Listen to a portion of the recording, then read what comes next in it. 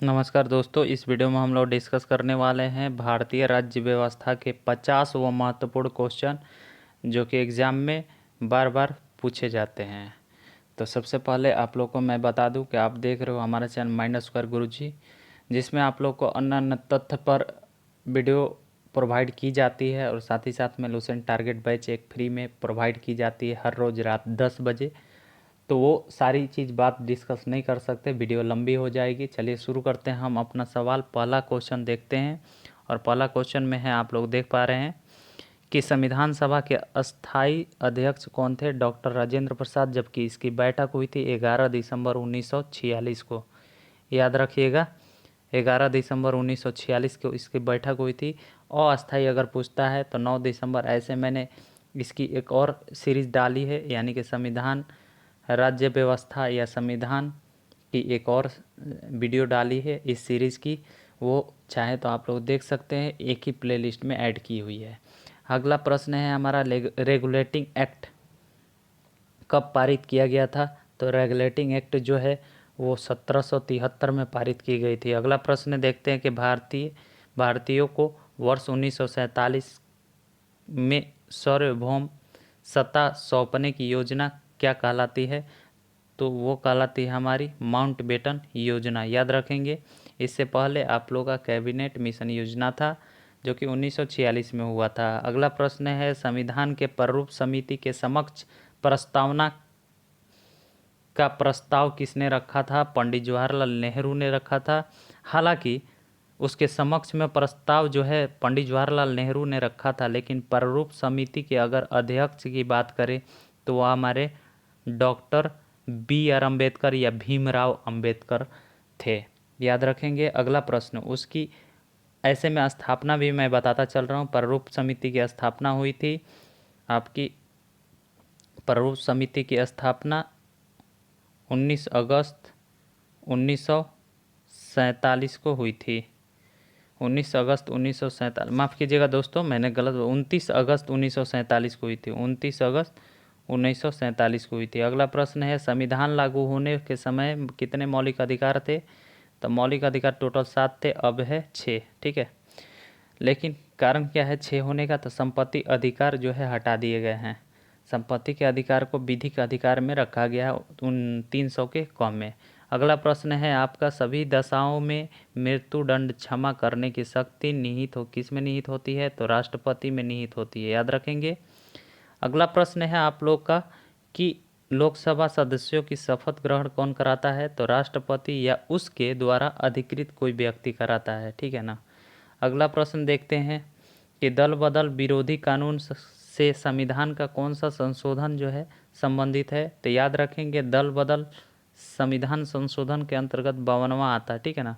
ऐसे में दल बदल अनुसूची अगर पूछता है तो 10वीं अनुसूची के अंतर्गत आता है। अगला प्रश्न देखते हैं कि जनहित याचिका संबंध मुकदमेबाजी माफ़ कीजिए मुकदमेबाजी की शुरुआत किस न्यायाधीश ने की थी? तो याद रखेंगे, PN भगवती उनका नाम था। न्यायमूर्ति PN भगवती द्वारा मुकदमेबाजी की शुरुआत की गई थी।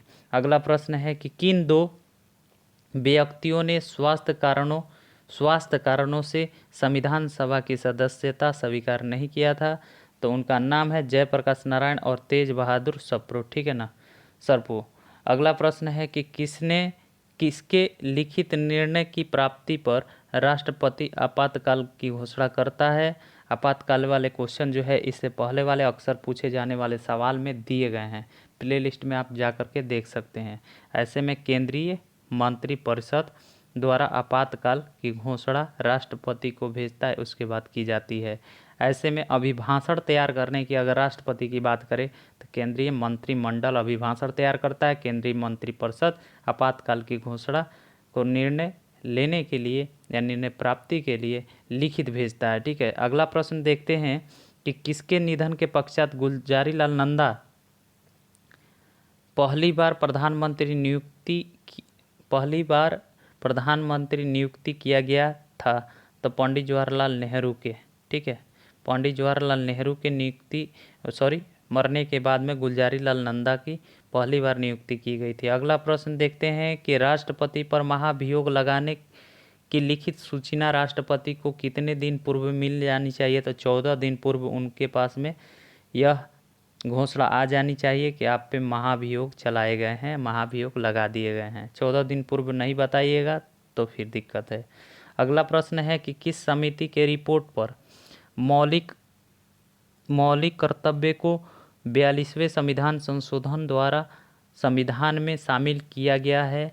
तो स्वर्ण सिंह समिति के अनुशंसा पर 42वें संविधान संशोधन को शामिल किया गया है मौलिक कर्तव्यों को। ठीक है, अगला प्रश्न देखते हैं कि भारत में किस अधिनियम द्वारा सर्वप्रथम सर्वोच्च न्यायालय की स्थापना की गई थी? तो रेगुलेटिंग एक्ट 1773 माफ़ कीजिए 1773 ईस्वी में, जबकि वारेन हेस्टिंग उस समय के वायसराय थे, वायसराय कह रहा हूँ, गवर्नर जनरल थे बंगाल के। ठीक है, अगला प्रश्न है कि 1922 में किसके द्वारा यह उद्गार व्यक्त किया गया था कि भारतीय संविधान भारतीयों की इच्छा अनुसार होगा? तो महात्मा गांधी 1922 में इस तथ्य को कहा था क्या कि भारतीय संविधान भारतीयों की इच्छा अनुसार होगा। अगला प्रश्न है कि 15 अगस्त 1947 से 26 जनवरी 1950 के दौरान में राजनीतिक दर्जा क्या था? तो याद रखिएगा दोस्तों, बहुत अच्छा सवाल है। ब्रिटिश राष्ट्रकुल का एक अधिराज था, ब्रिटिश राष्ट्रकुल का एक अधिराज था। ये क्वेश्चन कई बार एग्जाम में पूछा है। संविधान में वर्णित, अगला सवाल 18 नंबर, संविधान में वर्णित मौलिक कर्तव्य पर किस देश के संविधान का प्रभाव पड़ा है? तो याद रखिएगा संविधान में वर्णित मौलिक कर्तव्य किस देश से प्रभाव पड़ा है? तो पूर्व सोवियत संघ यानी रूस से। मौलिक कर्तव्य कहाँ से लिए गए हैं, कहाँ के स्रोत हैं? तो ये रूस के स्रोत हैं। इसके अन्य नाम है पूर्व सोवियत संघ के संविधान से लिए गए हैं, याद रखेंगे। अगला प्रश्न है कि कितने वर्षों तक लगातार बाहर रहने पर नागरिकता समाप्त हो जाती है? तो याद रखेंगे कि कुल 7 वर्ष तक अगर आप बाहर रहते हैं, हमारे देश से दूसरे देश में रहते हैं, तो आपकी नागरिकता छिन जाएगी। ऐसे में भारत देश में आकर के 10 वर्षों तक रहते हैं तो आपकी नागरिकता प्राप्त होगी। अगला प्रश्न है किसी मौलिक अधिकार का आपातकाल में भी समाप्त किया जा सकता है? मतलब किस मौलिक अधिकार को आपातकाल में भी समाप्त नहीं किया जा सकता है? तो एक ही है बस, प्राण और दैहिक स्वतंत्रता की अधिकार को मौलिक अधिकार में जो प्राण और दैहिक है अनुच्छेद 21 के अंतर्गत आते हैं, उसे समाप्त नहीं की जा सकती, यानी आप आत्महत्या नहीं कर सकते हैं। अगला प्रश्न देखते हैं कि भारत में लैंगिक सार्वभौमिकता है क्योंकि संविधान की प्रस्तावना प्रारंभ होती है हम भारत के लोग से, इस कारण से लैंगिक सार्वभौमिकता है भारत में। अगला है प्रश्न कि दूसरे देशों के साथ कोई भी समझौता या संधि किसके नाम से की जाती है? तो राष्ट्रपति के नाम से की जाती है। अगला प्रश्न है कि किस वैज्ञानिक को भारत के राष्ट्रपति बनने का गौरव प्राप्त है? तो डॉक्टर APJ अब्दुल कलाम को भारत के राष्ट्रपति का गौरव प्राप्त है। ये एक वैज्ञानिक थे, याद रखेंगे। अगला प्रश्न देखते हैं 24 नंबर में कि एक ही समय में यदि राष्ट्रपति उपराष्ट्रपति दोनों पद से रिक्त हो जाएं तो राष्ट्रपति कृतियों का निर्वहन कौन करता है? तो हमारे देश के मुख्य न्यायाधीश जो कि सर्वोच्च न्यायालय के न्यायाधीश होते हैं, यानी कि सर्वोच्च न्यायालय के जो न्यायाधीश होते हैं वही जो है पदभार संभालते हैं, जब राष्ट्रपति उपराष्ट्रपति दोनों पद पे नहीं रहें। ठीक है, अगला प्रश्न है कि संविधान के किस अनुच्छेद में उप प्रधानमंत्री पद का प्रावधान है? तो किसी भी अनुच्छेद में नहीं है, याद रखेंगे। उप प्रधानमंत्री का पद का प्रावधान किसी भी संविधान के अनुच्छेद में वर्णित नहीं की गई है। अगला प्रश्न है कि संसद के दोनों सदनों में प्रश्नकाल के ठीक बाद वाले समय क्या कहलाता है? तो प्रश्नकाल के ठीक बाद वाला सवाल जो है वो कहलाता है शून्यकाल, याद रखेंगे। अगला प्रश्न है कि अविश्वास प्रस्ताव पर परिचर्चा के लिए कौन सी तिथि तय की गई है? कौन तय करता है?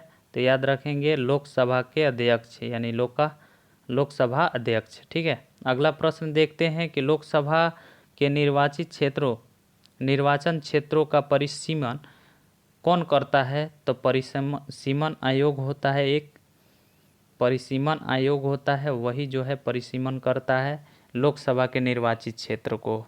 अगला प्रश्न है कि 1952 में चुनाव आयोग द्वारा कितने राजनीतिक दलों को राष्ट्रीय दल के रूप में मान्यता प्राप्त की गई है या दी गई है। तो याद रखेंगे 14 दलों को राष्ट्रीयता दी गई है, यानी कि कितने दलों को, 14 दलों को 1952 के चुनाव में। ठीक है, अगला प्रश्न है कि किसे राष्ट्रीय वित्त संरक्षक कहा जाता है। तो वित्त संरक्षक किसे कहा जाता है, नियंत्रण एवं महालेखा परीक्षक को। अगला प्रश्न है कि किस उच्च न्यायालय में न्यायाधीशों की संख्या सबसे न्यूनतम है। तो याद रखेंगे सिक्किम उच्च न्यायालय में, और सबसे अधिक पूछेगा तो कहिएगा इलाहाबाद, यानी अब जो है उसका नाम प्रयागराज कर दिया गया है। वहाँ के न्यायाधीशों की संख्या, उच्च न्यायालय में न्यायाधीशों की संख्या सबसे अधिक है। अगला प्रश्न है प्रयागराज में। अगला प्रश्न है आपका 32 में कि राज्य लोक सेवा आयोग के सदस्यों का कार्यकाल कितने वर्षों का होता है। तो 6 वर्षों का होता है। कितने वर्षों का होता है, 6 वर्षों का। अगला प्रश्न देख लेते हैं कि पंचवर्षीय योजना के मसौदे को अंतिम रूप कौन से स्वीकृति प्रदान करता है। तो याद रखिएगा राष्ट्रीय विकास परिषद जो है पंचवर्षीय योजना का अंतिम स्वीकृति प्रदान करता है, राष्ट्रीय विकास परिषद, याद रखेंगे। अगला है हमारा वित्त आयोग, मतलब कि केंद्र और राज्य के बीच धन के बंटवारे के संबंध कौन राय देता है। तो वित्त आयोग राय देता है। अगला प्रश्न है आपका 1950 में लागू मूल संविधान में कितने भाषाओं को मान्यता दी गई थी। तो उस समय में आपका 14 भाषा का मान्यता प्राप्त था। अभी वर्तमान में है कितने, 22 भाषा। ठीक है, अगला किसने कहा था कि राज्यपाल सोने के पिंजरे में निवास करने वाली चिड़िया के समतुल्य हैं। तो उनका नाम क्या है, सरोजिनी नायडू। अगला प्रश्न है राज्यपाल अपने विवेकाधीन कृत्यों के अनुपालन में किसके नियंत्रण के अधीन कार्य करता है। तो राष्ट्रपति के अधीन कार्य करता है राज्यपाल। अगला प्रश्न देखते हैं कि किस राज्य में विधान परिषद की सृजन किसी राज्य में कौन करता है। तो संसद करता है। विधान परिषद का सृजन कौन करता है, संसद करता है, याद रखेंगे। पंचायती राज अधिनियम कब अस्तित्व में आया था। तो पंचायती राज अधिनियम जो है 25 अप्रैल 1993 में अस्तित्व में आया था। अगला प्रश्न है ग्राम पंचायत का गठन संविधान के किस अनुच्छेद में वर्णित है। तो 243 के ख में वर्णित है, याद रखेंगे 243 के ख में। अगला प्रश्न है नगर पालिका के विघटन के कितने महीने के भीतर इसका चुनाव कराना अनिवार्य है। कितने महीनों के भीतर, 6 महीने के अंदर में चुनाव हो जानी चाहिए नगर पालिका का। ठीक है, अगला प्रश्न है आपका कि 42वें संविधान संशोधन द्वारा समवर्ती सूची में कौन सी विषय जोड़ा गया। तो बताइए, इस सवाल का उत्तर होंगे जनसंख्या नियंत्रण, 42वें समवर्ती सूची में जोड़े गए हैं। अगला है राष्ट्रपति किस सूची के विषय पर अध्यादेश नहीं कर सकता है, अध्यादेश जारी नहीं कर सकता है। तो राज्य सूची के विषय पर अध्यादेश नहीं जारी कर सकता है राष्ट्रपति। अगला प्रश्न है जम्मू एंड कश्मीर में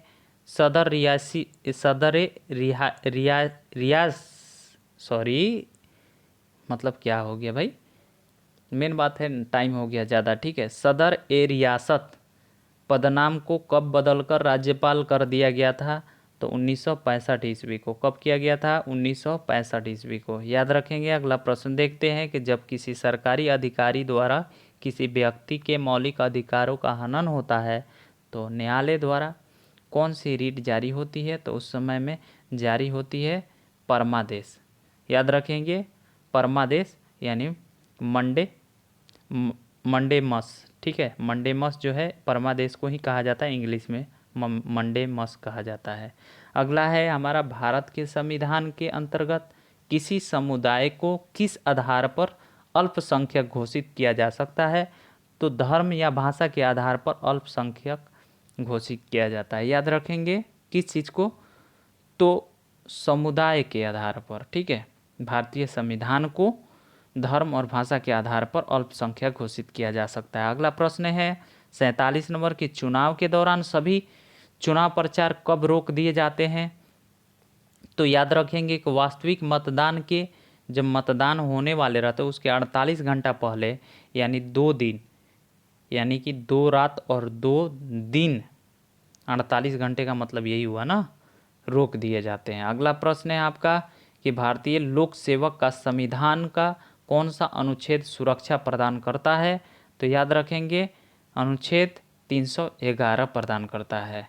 लोक सेवक भारतीय लोक सेवक कौन से अनुच्छेद? 311। अगला प्रश्न है आपका कि किसने कहा था कि राज्य कानून की संतान और जनक दोनों हैं? तो मैककाइवर ने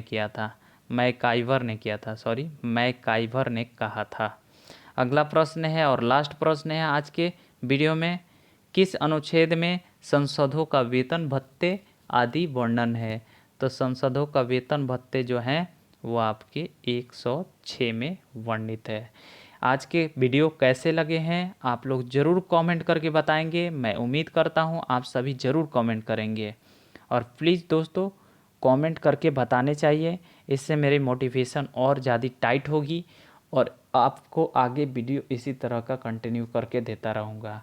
चलिए मिलते हैं अगले वीडियो में, और संविधान के ही टॉपिक श्रृंखला चल रहा है, संविधान के ही क्वेश्चन आपको फिर से दिए जाएंगे। जितने भी क्वेश्चन है अरेंजमेंट बताइएगा क्वेश्चन कैसे लगे। मिलते हैं अगले वीडियो में।